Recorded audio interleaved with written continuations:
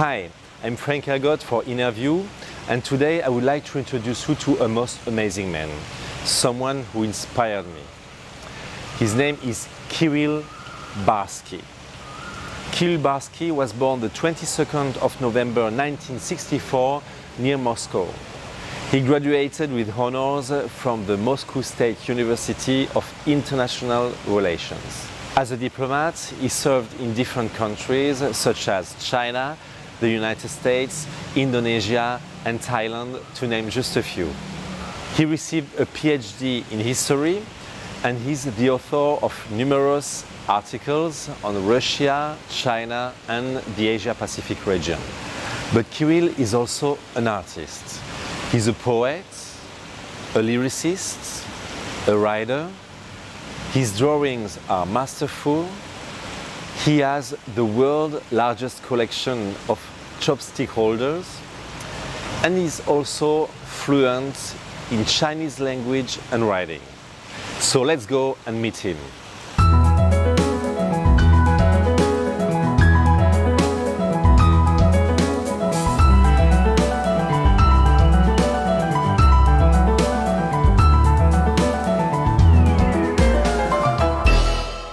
Thank you, Kirill, for having us Thank tonight. you, Frank. The list is actually too long. I don't believe that all that is true. Is it all about me? I don't think about your I don't think biography, so. I found that on internet, so unless it's not true, but for that I see it myself. very That's strange. your drawings. I see 2 books of poems, which means a lot to me. There is only one chopstick holder, but I saw the whole collection you did, and I can testify that there are a lot of them. And all this I'm trying to do on the margins of my life, because what you also mentioned is my career as a professional diplomat. Yeah. And this is something to which I devote most of my time.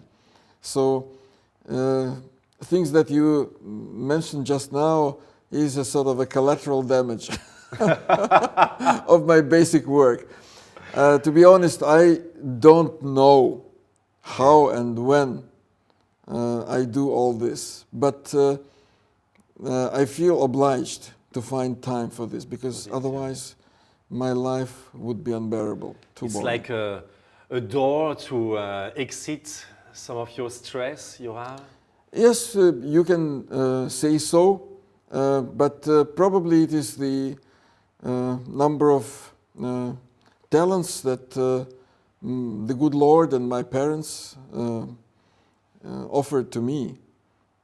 And feeling something inside of me, I'm trying to find a way to implement it, to realize it. And all of them are important to me. If they are not important, I would not have been doing all this. So in this regard, my life is a bit strange. I understand that I need to do my principal job, and I try to invest as much energy, time, creativity to this job as I can. But on the other hand, without those little strange obsessions, it would not be me. It would be somebody else. For me, it's strange that you use the word strange. Bizarre, weird, yes. Why do you consider that as bizarre? Come on. What I'm doing in my free time, although I don't have much free time, is sometimes regarded by other people as real nonsense. Collecting chopstick holders, what is that? Why one should do this? I acknowledge this one can be quite surprising. I recognize it. Well, but for again, the drawings and the poetry. What is poetry? It is just a talent to put words together in a certain order, with a certain rhythm, giving it certain harmony. Putting lines in a way that there are rhymes between them, and also inserting some meaning into it. But this is a lot of labor, believe me. Course. So if you have 30 minutes of free time, why shouldn't you go to a bar and drink a glass of whiskey, or go to the beach and lie in the sun? But instead of that, a man like me is cracking this puzzle in his head, selecting words, writing line after line and crossing it all again. So this is how I'm spending my time. Is it worth doing? Well, Very often I don't really think that it is worth doing. Yes, but I'm still doing it. Why? This is a question I don't have an answer to. Actually, you can live without, maybe without music, but how life would be without beauty. Yes. And I think the role of an artist, I think, is to create first and create beauty. And I think that also in your life, in your environment, you need to create beauty, I guess. I fully agree, That's Frank. inside of you somewhere. I fully agree with you, and I think there must be somebody sitting inside of us. Yeah. We don't know how he or she looks like, but this he or she is pushing us all the time. Yeah. I mean, all people with a talent for creative work, we are hostages of that somebody who is sitting inside. Because if we sometimes don't want to do something, but it is coming from inside of you, and you just have to obey to the order from that one. Maybe this is somebody not inside but above, and do you know? Do you have your personal idea? Sometimes I'm just caught by surprise when, for example, early in the morning, I am standing, taking my shower under the drops of water, and all of a sudden, a line is popping up out of nowhere, or an idea what I should write, or how I should draft my text. And the only thing I have to do is just not to forget before I get out of the Not be bathroom. distracted, or Yes, yes. So my job is very simple in this case. I only have to take a pen and to put it down. Oh, you said, I have to. But many people, they have those ideas, they see things, but somehow they cannot cross the barrier to say, okay, now do it, or now go on. So how do you manage to say, okay, I do it? My concept of this may also seem a bit strange, because people with the talent and with the notion of the mission in life, they are free artists. They can do whatever they want. But it seems to me that if you leave it all to chance, leave it all to inspiration, leave it all to your talent, your willingness, your desires, that is not a very responsible approach to this, because a talent is a gift. And if the good Lord gives this to you, you have an obligation. You are compelled to do it. Otherwise, that will be a waste of the precious present that was offered to you by the heaven. Marc Chagall used to say that the talent of an artist is his responsibility, his homework, his moral obligation to the skies. And he has to convert it into artworks. So I truly believe that an artist must be a very disciplined person. So You said the word discipline. disciplined. So he has to have a very clear structure of his own life. He cannot behave as a capricious child. I don't want to do music now. I will draw this sketch tomorrow because I'm not in a good mood today.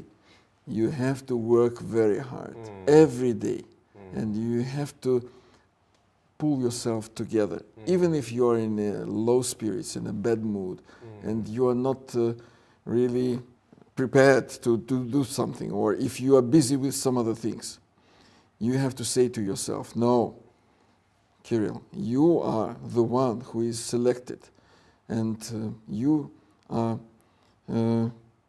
obliged to do certain things. Because if you don't do, nobody knows what happens to us tomorrow. Maybe we don't have much time left. So while we are still here and we feel a talent, a gift of God, or there's somebody sitting inside of us and pushing us, we need to deliver. And this is something which means a lot to me. And I'm trying my best. Maybe I'm not an angel, and I have my weaknesses, my flaws.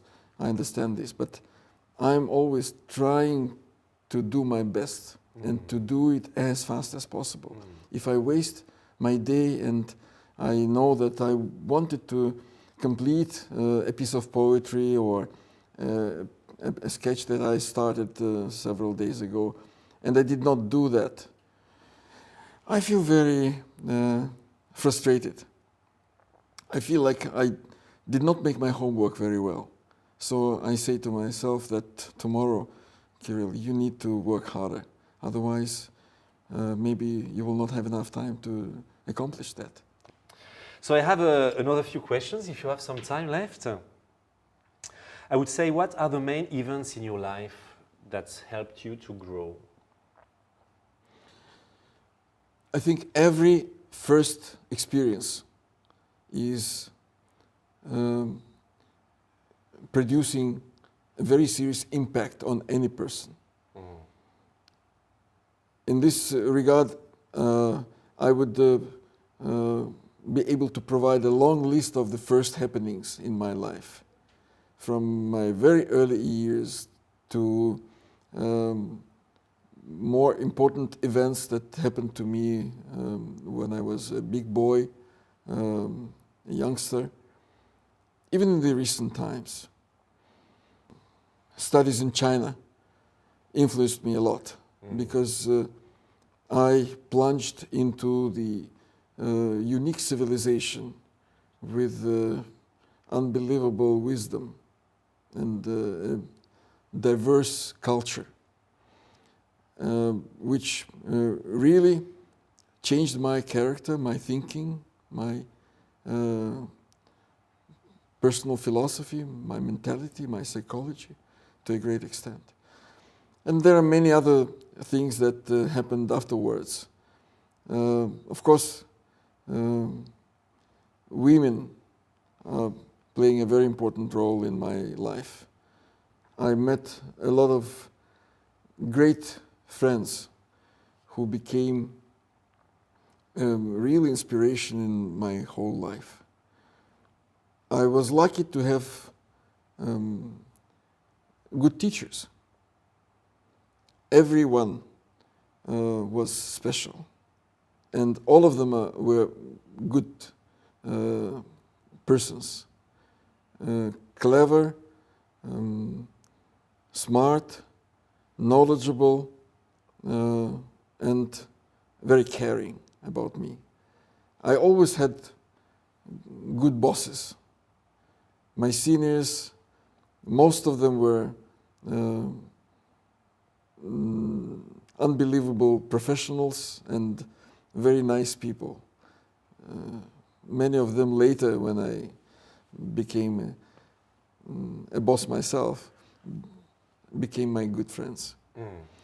Life is full of new excitements, so I will not be surprised if something will strike me as a lightning in the future and influence my life again. What is your challenge? Something you would like to do? I don't know. I don't have a crystal ball to say what is going to happen to me. My wish is that I have enough health and enough time ahead of me to accomplish everything that I'm having in mind. My job, my creative project. My daughter is 14 years old. I want to see her becoming a grown-up person, maturing, turning into an independent personality, a good professional, and just a happy person. And if she needs me, I want to do something to help her to become a highly cultured intellectual. So there are lots of things that I need to do in this life still. So probably I do not need anything new, just to finish the business that I've been doing so far. That speaks also to me because I know I have many projects, and at one point I didn't finish what I began, and I was told, Frank, you do too many things and you need to finish. So that's also something very important, and I think you agree, or if you want to say something about that, that something must be achieved, and achieved is going until an achievement. Yes, I think it is a very important characteristics of any character. Are you committed enough to things that you are doing? Of course, you can do many things in your life, but if you are true to yourself, then do what you are supposed to do. And don't try to invent too many projects that you will be unable to accomplish. So I think this is also an important value that I'm believing in. You must be faithful to yourself and to understand what is important in your life and what is less important and maybe delayed or postponed till a later stage. You said the word values. Can you give me your values, the most important ones? Our values are based on your religion, on your understanding of the world around you, your place in this world. I believe in love. This is one of the greatest values that we human beings are given. Friendship is very important. But if you have a set of values in your heart and you check your actions with your values every day, every hour, every minute, then you have better chances to remain committed to your values. Values are very important. There are things you must do every day on a daily basis to feel good, to be in good shape, mentally, spiritually, or physically? When I wake up, I do the prayer, like many people. A very simple Orthodox Christian prayer, but it helps me to understand what I'm supposed to do today, this particular day. Not in my whole life or tomorrow, but today. And of course, I'm trying to think positively. I'm an emotional person, so sometimes it is very difficult to me. But this is one of the values, actually, to think positively about people, about the world, and to have compassion. I'm making a plan for another day early in the morning when I wake up, and I always say to myself, please try to forgive them for the wrongdoings or for the wrong words that they're going to tell you. Take it easy. Understand that they are just human beings, and sometimes they just do not know what they're doing. What is the one word of wisdom that you would like to pass on to your loved ones, to your friends, or to the society? And also I would like to know, once you retire, what you would like to do when you will have just free time? Frank, when I was 40 years old, I invited my friends, I invited the ambassador, who was my boss at that time, and everybody was saying something good to me, making wishes, and then the ambassador took the floor and said, Kirill, you are a very nice person, you have many talents, you are a very promising young diplomat, you have a good family, you have an interesting work to do, you are very amicable with people, a lot of guys love you, you have many things. The only thing that you don't have is wisdom. Of course, it was not a very nice surprise to me, but I think he was right.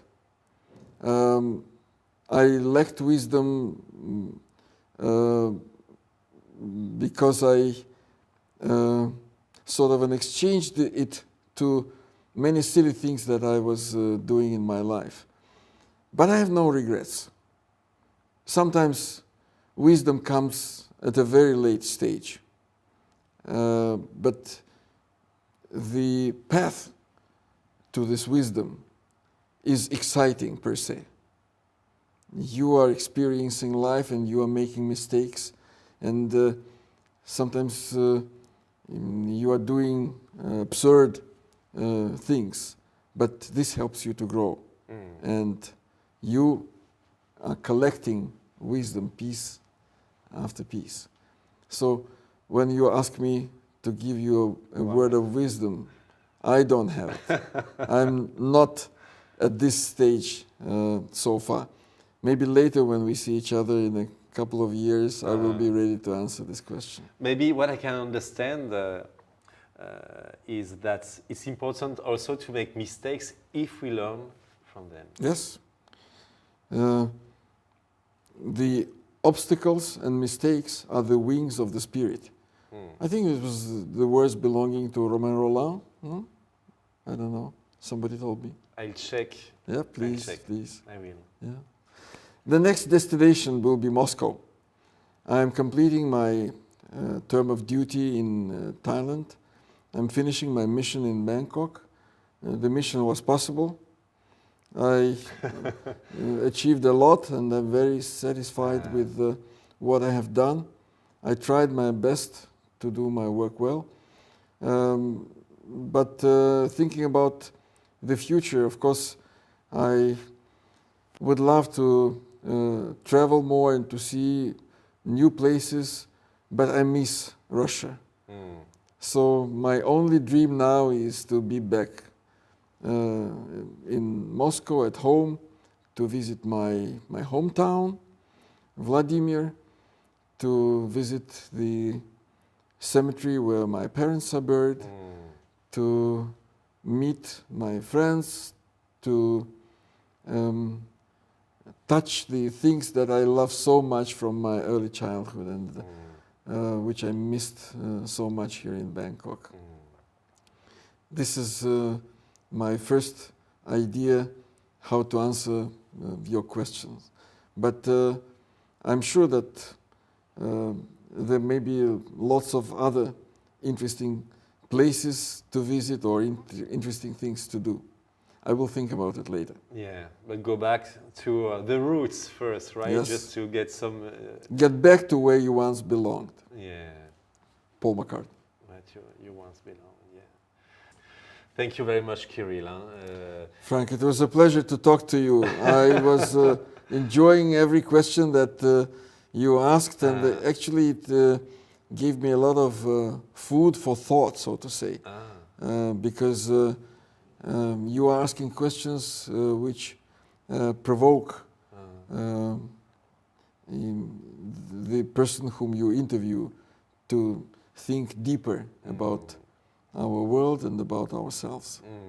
So That's thank why you very much for that. I do those videos so that everyone can really feel lifted up and maybe inspired, or can think and have new visions. So you actually, before you leave, I asked you what song, one of your favorite songs. You told me, I was surprised. I thought you would be I don't know, a Russian song or something. And you told me Charles Aznavour, Quand tu m'aimes. Yes. And of course, we all know that Charles Aznavour passed away recently. So I listened again to this song, and I did this arrangement for you. So that's Well, thank you. My way of saying goodbye. I appreciate it, Frank. Thank Especially you very much, from you. Thank you very much.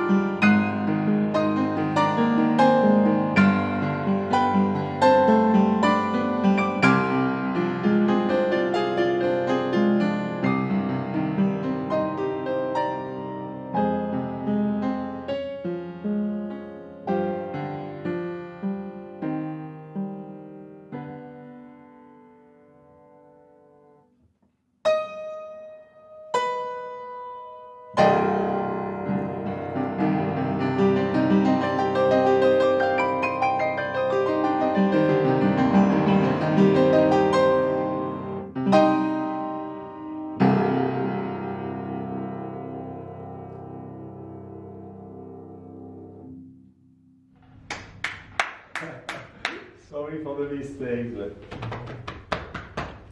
Thank you very much. My pleasure. Thank you very much, Kirill. You moved me to tears. Very good.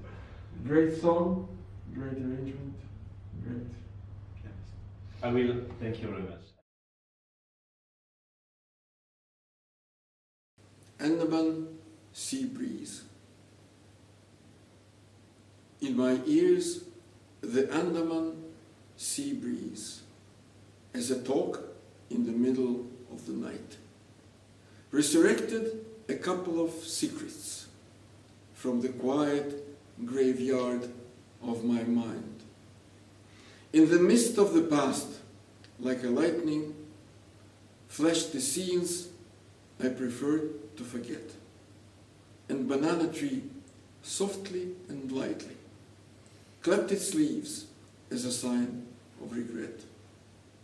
Here came the love story of ours, blown in with the gust of the breeze, and magnolia showered its flowers, imitating the fall of the leaves. Stronger sea wind straight into my isles sailed, bringing pictures forgotten and dead. The compassionate palm above myself tried to comfort me, shaking its